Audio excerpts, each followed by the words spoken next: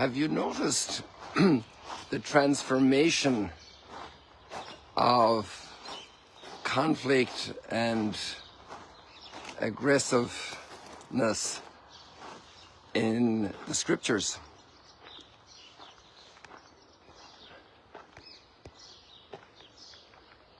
The readings today, at least one of them, gives us a very big intuition to this, and also actually both do in a way, one on a higher plane and one on a very concrete, tangible plane.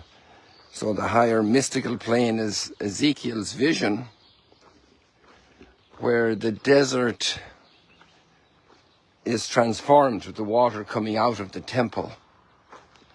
And for two reasons, actually, we could have gone inside today to Duc and Altum, because that's the optional gospel text today for St. Patrick. Go out into the deep and cast your nets and be fishers of men. Today we celebrate St. Patrick in Ireland, and that great apostle of us stubborn Irish people. And there we have the boat altar inside the window that you're all familiar with, capturing that scene from Luke's gospel. But I'm going to stay with the gospel we have today and the first reading of Ezekiel, which also is something that St. Patrick brought to Ireland in a way, this transformation of life. And so the prophet is taken by God's leading into the Kidron Valley from the temple, going out through the north gate first, that would be in the direction of the Damascus gate today, and heading around to the Kidron, to the east side, to the Mount of Olives side, and seeing the water trickling out from the temple that he had seen inside.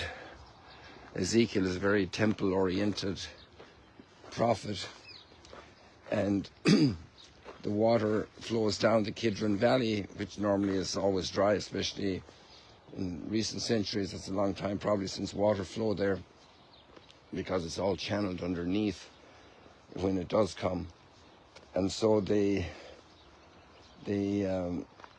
water is rising up to his ankles, and then another 1,000 cubits. A cubit is from your elbow to the top of your fingers. So maybe two of them would make up a yard, more or less. So he's going down through the river bed, this wadi, towards the Dead Sea, and after 2 or 3 attempts, it's up to his knees, up to his waist. He can't swim anymore. Suddenly he's at the Dead Sea that's filled with fish, and this arid salt waste of the human heart becomes fruitful, and he comes back up the Kidron Valley. He's led back to Jerusalem, and both sides of this very deserted landscape, if all of you who have been here know that, are blooming and blossoming with orchards of all kinds of fruit trees, and their fruit is coming every month, not just once a year. And even the leaves of the fruit trees, which normally are not usable, at least we always focus on the fruit, and they're medicinal, they're curing all kinds of diseases. So it's a great vision of the transformation that happens, and the whole scriptures lead us to a great transformation, from hatred of enemies to love of our enemies. It's an amazing path. Imagine to love your enemies, those who do harm to you, to love them, to want to rescue them from the clutches of that evil. And there is not a single human being that's not made in the image and likeness of God, so every single human being has to be extracted from the clutches of evil and not wiped off the map or destroyed or pulverized or vaporized or zapped or neutralized. This is the scriptural vision, and therefore we don't hate our enemies. And this is the great transformation message. And there's a very interesting incident today in the Gospels where Jesus is in Jerusalem at the pool of Bethesda. And that's also not far from the Kidron Valley, because if you come up from the Kidron Valley, from the Gethsemane area into the old city, you come through St. Stephen's Gate, or it's also called the Lion's Gate, or the Sheep Gate, because that's where they brought in the sheep to the pools of Bethesda for the preparation for the sacrifice in the temple. The St. Anne's Gate. There's 7 different names for that gate anyway. So just inside there you have St. Anne's Church, and the archaeology turned out the 5 porticos, which was first of all thought to be just something very symbolic in John's Gospel. His Gospel is so symbolic, but actually the archaeology showed that he was adding a little piece of the story that had not been given by the synoptics, and brought new light to bear on the historicity of John's Gospel, the great historical value it contributes. Some people thought it was more just idealistic and high and lofty and poetic and symbolic, but actually it brings in a lot of history. And the story does as well. And I don't know if you read between the lines, but there's this paralyzed man who's 38 years trying to get cured at this healing water source, which was known to the pagan peoples, and there were actually pagan temples there to Aesculapius. It was associated with medical curing in the ancient world, and even the Roman soldiers used to go there, we know from accounts. And so this paralyzed man is there in the crowds, and he never makes it into the water. Somebody else gets in before him, and he lost his chance. He lost a shot at that cure that comes in their understanding at the time. And Jesus asked him, do you want to be cured? Kind of a funny question to somebody who's 38 years sick, but sometimes when we're sick for a while, we get used to the comfort zones that are granted us when we're sick, and we don't want to leave our comfort zone. It can happen to us, you know. We can enter a lethargy. We can kind of enter into a false peace with our illness. And the Lord wants our healing.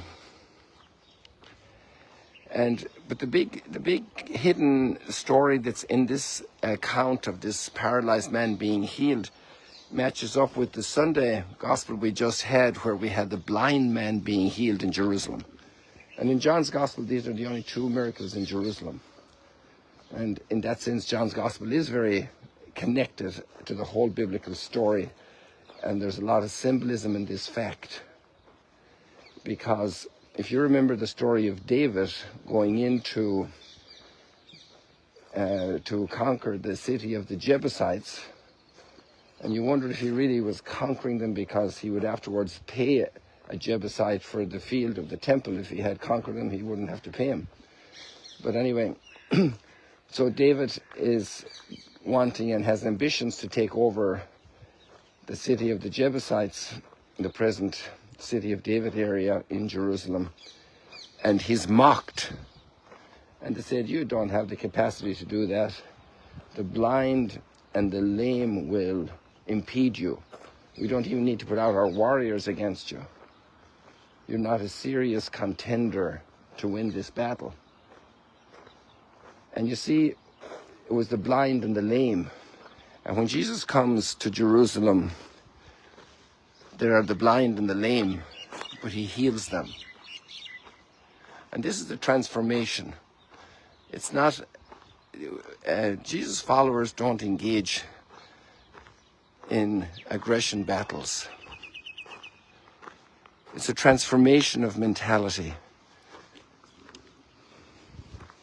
There's a lot of transformation that happens in the course of Scripture. And little by little, the human being is prepared and educated and developed and taught the ways of God.